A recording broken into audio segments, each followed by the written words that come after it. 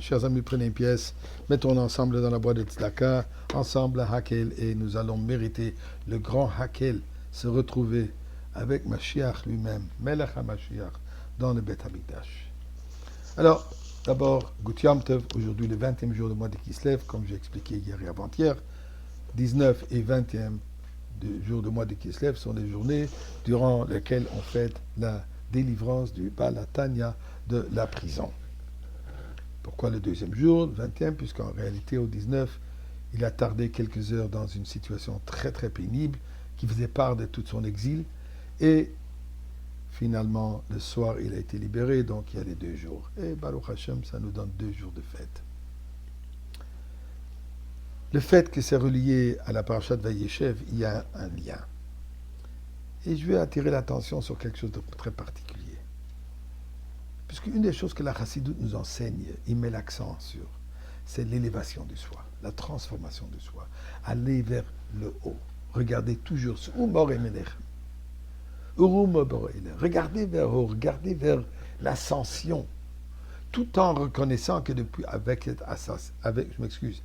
cette ascension, nous devons ramener les choses ici sur terre. Mais l'idée est d'avoir notre objectif, notre regard va vers le haut. Eh bien, regardons les rêves dans la Torah. Nous avons cette semaine les 2 rêves de Yosef, où la Torah nous raconte que Yosef partage avec ses frères, malgré le fait qu'il ne voulait pas entendre. Il dit, mais écoutez-moi, je vous prie, écoutez. Regardez le rêve que j'ai eu. Et voilà ce qu'il leur dit. Nous composions des gerbes dans le champ. Et soudain, ma gerbe se dressa, elle resta debout, et les vôtres se rangèrent alentour et s'inclinèrent vers ma gerbe. Ils n'ont pas apprécié ce rêve. Pour eux, c'était des folies de grandeur. Mais là, il ajoute un 2e rêve. Shemesh vayareach, le soleil et la lune. Vachadasa kochavimi, 12 étoiles. Tous sont en train de se prosterner devant moi. Bien sûr, insinuant, Yaakov et Rachel, les parents, et les 11 tribus, tous se soumettent à lui. Je ne vais pas rentrer maintenant dans l'interprétation, juste le rêve lui-même, les rêves lui-même. Plus tard, la semaine prochaine, nous allons étudier le fameux rêve de Pharaon.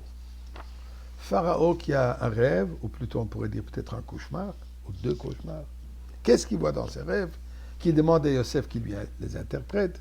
Il dit voilà, je me trouve devant le Nil, au bord du fleuve.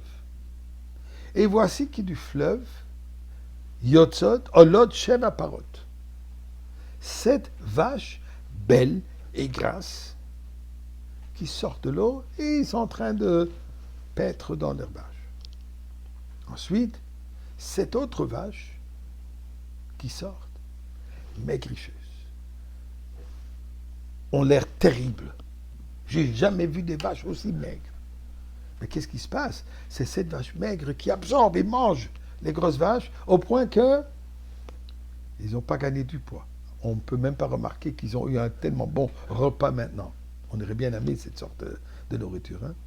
Pas gagner du poids à chaque fois qu'on mange un bon steak. Mais ensuite, il a un 2e rêve. C'est quoi son 2e rêve?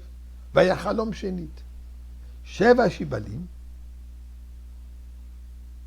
Et 7 épis pleins et beaux, s'élèvent sur une seule tige. Ensuite, 7 épis maigres s'élevèrent après eux. Et ensuite, les épis maigres engloutirent les 7 épis grenus et pleins. Et il se réveille. Et c'est pas ce que ça représente. Mais comme je dis, on ne va pas rentrer dans les explications, mais regardons ce qui se passe. Yosef, il rêve d'abord du monde de végétation. Ensuite, il rêve le soleil, la lune, les étoiles, un niveau plus élevé, plus céleste. Pharaon, lui, juste l'inverse. D'abord, il rêve les vaches, le monde d'animal. Mais ensuite, de quoi il rêve? D'un niveau plus bas, du monde de végétation. Eh bien, le message, il est clair. Pharaon, lui, sa vision, elle va dans la descente.